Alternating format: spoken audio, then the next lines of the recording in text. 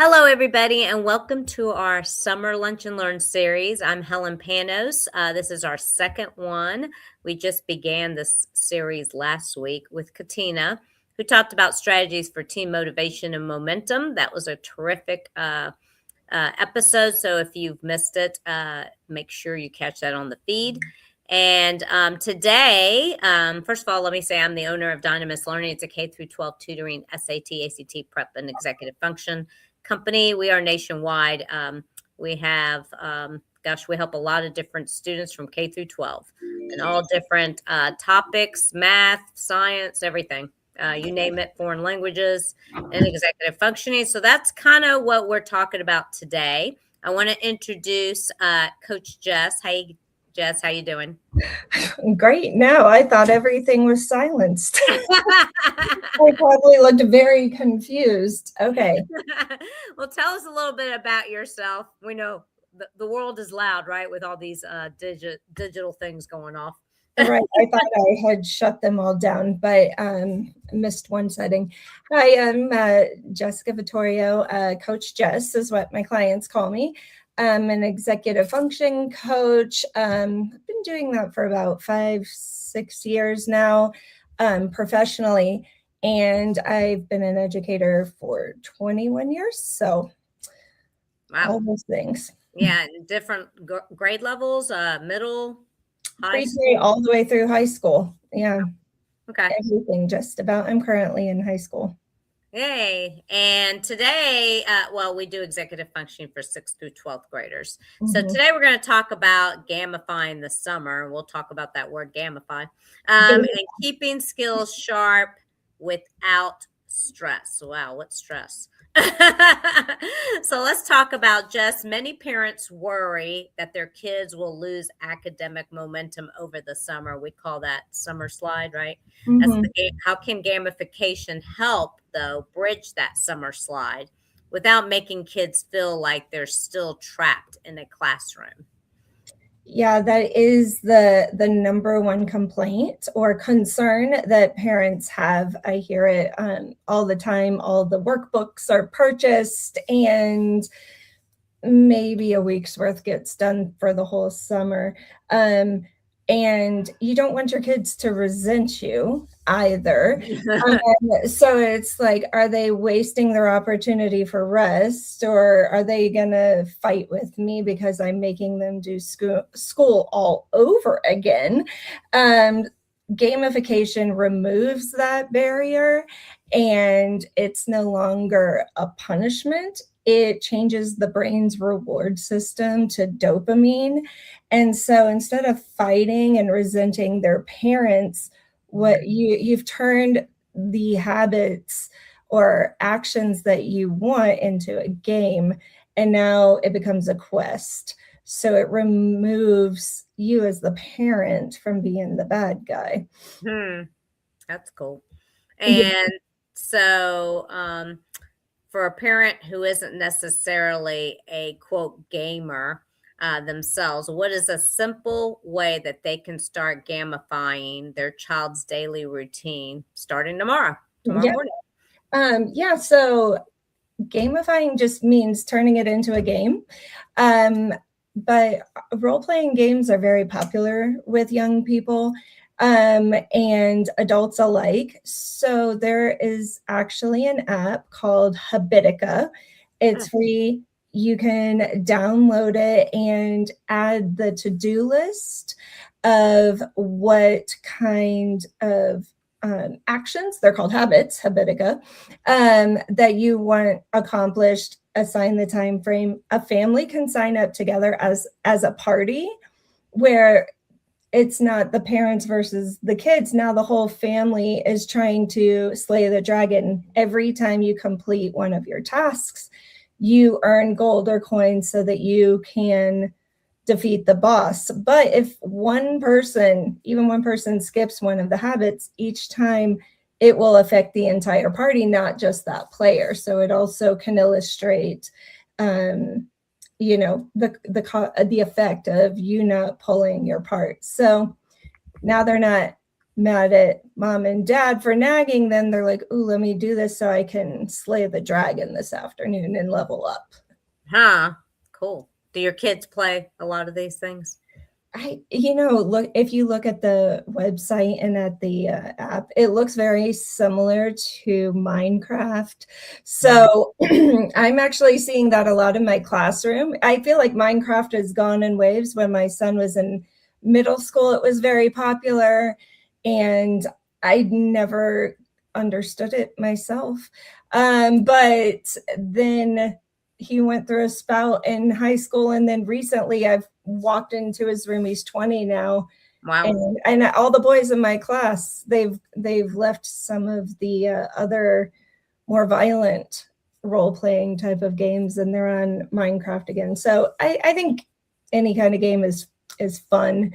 And if you want a screen-free option, you can create a game board, create a quest through the house, assign point values and rewards and things like that. But as far as school goes, read 30 minutes a day and work on some math drills that are free online, and then let them live their lives.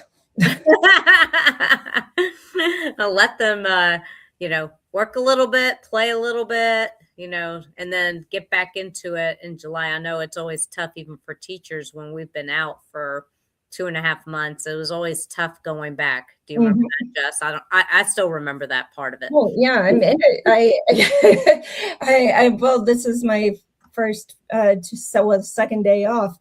Yeah, the routine that you get into, even as a teacher, you try to maintain it, but then we turn into night owls and lose it all. So yeah, and now we're going back earlier and earlier. So July is going to be rough.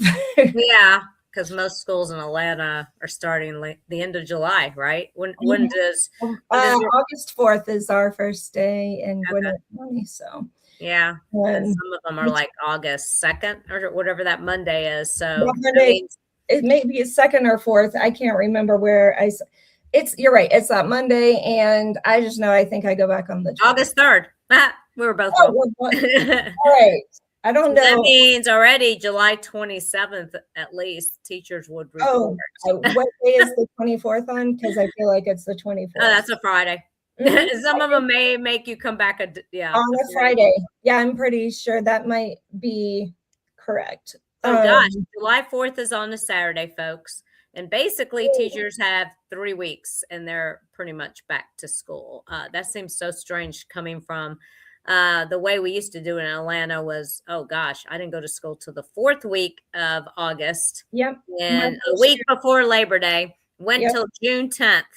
So they stopped that in the year of 2000 is the last time they did that, because I had gotten married that year. So I remember that I had to take off a day or two early during my teacher work day. Yeah, when I moved to Georgia in 2004, it was, they were still, August 25th, that was usually when teachers were coming back, but they still got out in May.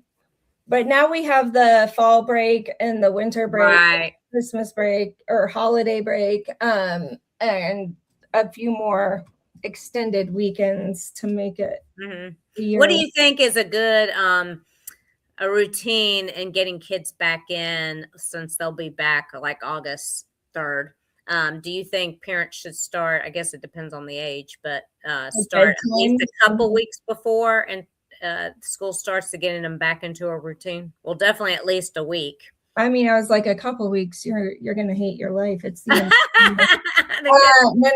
I would say the week before, start bumping that bedtime back by 15 minutes a day, where it slowly builds up to where it's supposed to be. And just really, the best thing you could do is allow your kids to take ownership of their work and their space. And they might not clean it the way you would, but the point is they're doing the thing, and it makes them more responsible and take ownership of things. So I would say, like, getting them in the habit of where their backpack is going to be, maybe do a walkthrough of that as a family. And having your child walk through the routine of what they think, and you'll clock real quick that they think, especially kids with ADHD, I can do this in 2 minutes. And I literally went to my client's house. I was like, Mom, listen, can I, you live close. Like, can I come over? And I had a big chart paper. I'm like, okay, how long? Okay, you're sitting there in the bed and you get out and you brush your teeth and you have your clothes. Like you're not putting them out the night before, right? Okay, so we're going to have a selection. Boy was so convinced that it was literally, he's like, 1 minute, 30 seconds, but to be generous, 2 minutes. I'm like, that's the bare minimum of how long you be brushing your teeth, sir. So it was a really fun experience and eye-opening, and I wasn't even his mom. But it helped me realize too, like, ooh, do I really I have kids on both ends of the spectrum. I can't get ready in less than an hour and a half. And she's like, girl, I'll sleep in my clothes if that means I can get up 5 minutes before the bus. So it looks like July 27th is the routine week, folks, because that's exactly a week before we think school starts and kids come back in most counties in Atlanta, at least in the metro area. So be ready with those routines, slowly adjusting them back to the school year. Bedtime, yep, and whatever you want the kids to be responsible for. This may be the year that they pack their own lunch.